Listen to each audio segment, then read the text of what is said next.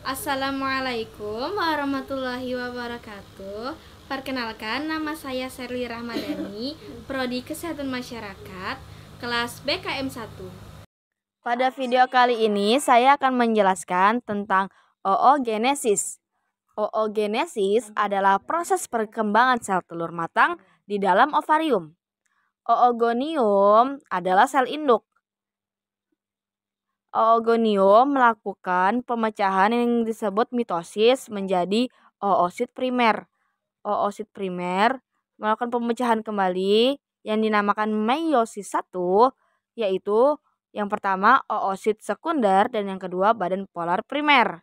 Kemudian keduanya melakukan lagi pemecahan yang disebut meiosis 2, yaitu yang pertama ootit dan yang kedua ini sama ya.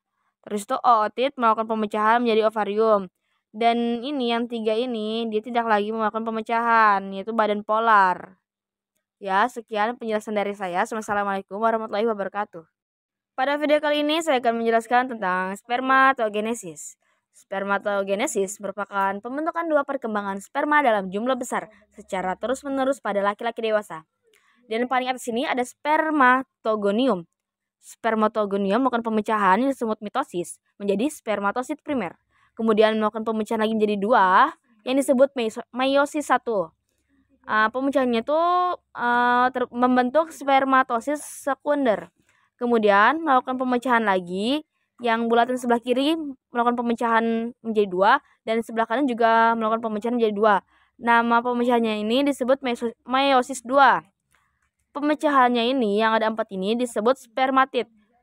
Berdifensi menjadi spermatoza. Kemudian pada induk telur ke epididymius dan menghasilkan 4 sperma. Ya, itu sekian penjelasan singkat dari saya. Wassalamualaikum warahmatullahi wabarakatuh. Pada video kali ini saya akan menjelaskan tentang bagian-bagian pada sperma. Ada 3 bagian, yaitu ada head, itu kepalanya, yang middle phase, itu yang bagian tengah, dan tail, itu bagian ekor. Nah, di bagian kepala ini berfungsi untuk menyimpan materi genetik dan membantu sperma menembus sel telur. Dan yang middle phase itu bagian tengah menciptakan energi dalam sel-sel Anda. Dan yang terakhir yang tail itu bagian ekor, membantu sperma untuk bergerak agar bisa menemukan sel telur untuk melakukan proses pembuahan. Nah, di sini saya akan perjelas di bagian ujung ini yang setengah lingkaran itu ada akrosom. Itu organel yang terdapat pada sperma yang berfungsi untuk membantu sperma menembus sel telur dan mencapai pembuahan. Kemudian yang di bawahnya ada bulatan besar itu namanya nukleus. Nukleus adalah organel terbesar dalam sel yang berfungsi sebagai pusat komando untuk mengatur seluruh aktivitas sel. Kemudian yang di bagian hampir ke tengahnya ini namanya proximal, itu menghubungkan ekor dan kepala sperma, mengendalikan detak sperma, membentuk sitoskeleton zigot setelah fertilisasi. Kemudian ini yang di bagian tengahnya yang ada bulat-bulatan banyak itu namanya mitokondria, berfungsi sebagai organ sel yang menghasilkan energi kimia untuk sel dan sering disebut sebagai pembangkit tenaga sel. Kemudian yang ekornya ini namanya plasma membran. Plasma membran itu selaput tipis yang melapisi seluruh permukaan luar sel dan memisahkan bagian dalam sel dari lingkungan luar. Cukup sekian penjelasan dari saya. Wassalamualaikum warahmatullahi wabarakatuh. Ya, kali ini saya akan menjelaskan tentang struktur ovum. Yang pertama, di sini ada nukleus, yaitu bagian sel terpenting yang berfungsi mengendalikan semua kegiatan sel. Yang kedua, ada nukleus, itu adalah anak inti, bagian dari nukleus, dan terletak di sebelah dalam dari nukleus.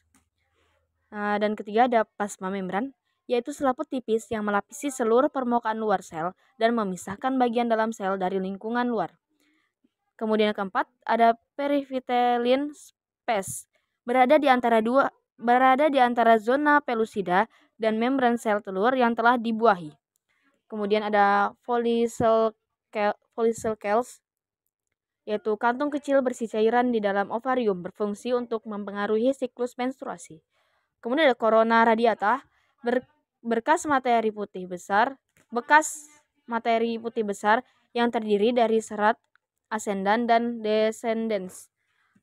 Kemudian sitoplasma adalah cairan yang berada di dalam sel telur mengelilingi inti sel. Yang terakhir ada zona pelusida, yaitu lapisan ekstraseluler tebal yang mengelilingi sel telur mamalia dan embrio praimplantasi. Sekian penjelasan dari saya. Wassalamualaikum warahmatullahi wabarakatuh. Pada video kali ini saya akan menjelaskan tentang fertilisasi. Fertilisasi adalah proses peleburan fusi antar sel telur dan sel sperma. Saya akan membahas dari indung telur. Nah, yang berwarna jingga itu adalah indung telur. Kemudian di sampingnya itu ada bulatan kecil berwarna biru, itu ada sel telur. Kemudian di sebelahnya itu ada proses pembuahan. Kemudian di sebelahnya lagi itu ada proses pembuahan, dan hari pertama yaitu yang berwarna biru itu adalah sel tunggal 2 sel. Kemudian yang ada 2 titik hitam itu adalah hari kedua sama dengan 2 sel. Dan yang hari ketiga itu ada 4 sel, dan hari keempat ada 16 sel. Kemudian berlangsungnya ke hari kelima blastokista tahap awal. Kemudian bertahap lagi ke tahap ke-6 dan 7 blaskokista itu ada tahap akhir. Habis itu di hari ke-8 9-nya adalah tahap embrio, tahap awal perkembangan.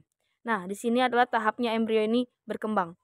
Kemudian yang di bawahnya itu ada yang warna ungu, itu namanya ada lapisan dalam rahim. Lapisan yang melapisi dinding rahim menjadi tempat implantasi embrio pembuahan. Dan kemudian yang besar ini ada rahim. Rahim itu tempat berkembangnya janin setelah fertilisasi. Sekian penjelasan dari saya. Wassalamualaikum warahmatullahi wabarakatuh. Selanjutnya saya akan menjelaskan tentang gitoplasma ovum. Adalah proses pembuahan yang terjadi di saluran telur. Sel folikel adalah sel yang berbentuk lapisan. Enzim dalam okrosom adalah sel yang terbentuk ketika sel dihancurkan dan organel tertentu dihancurkan. Habis itu ada enzim membran plasma ovum, ada lapisan yang mengelilingi ovum setelah zona pelusida. Kemudian ada zona pelusida, ada lapisan glikoprotein yang mengelilingi sel telur pada manusia. Kemudian ada badan bakal sperma, yaitu struktur yang berada pada bagian awal ekor sperma. Nukleus sperma, ini yang kepalanya sperma. Habis itu yang granula kartikal, ada struktur kecil di dalam sitoplasma ovum berperan penting dalam proses pembuahan. Sekian penjelasan dari saya. Wassalamualaikum warahmatullahi wabarakatuh.